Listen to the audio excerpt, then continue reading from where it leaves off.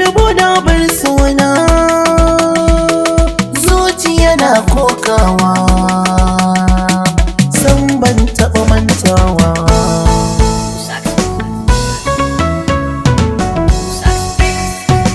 Ya zan yi da sanke cikin rai na sabawa, kin bar ni cikin kwanci kin yi min nisa. Soyayyar ki a raina tamkar ta kashe ni, san bani farin ciki dan na manta kalarsa. Kuka na waya ido na ta zubowa, bani da ƙarfin gwiwa na ɗaukar fasa. Na miki san gaske alkawari ban karya ba, duk da halaccin da na miki kin ga zaman rana.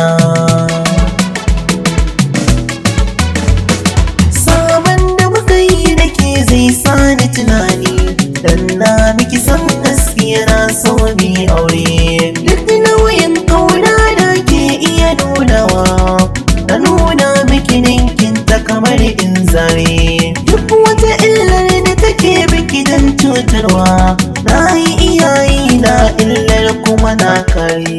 Duk girman hidima na yi miki babu gazawa, duk danki farin ciki haka ne burina.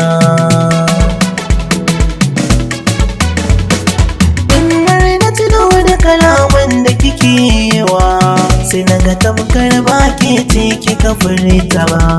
Kalmar kar na guje miki ke kin yi guje min, baki tunanin halin da zan fada ba.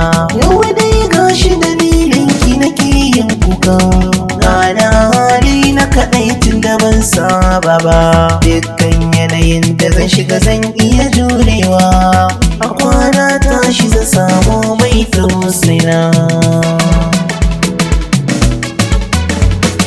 In burin ka soyayya na yawaye, tuna kuka ga zuciya na yi min zafi. Duk sanda nake miki amma kika yada ni, kika guje min haka nan ma maganar laifi.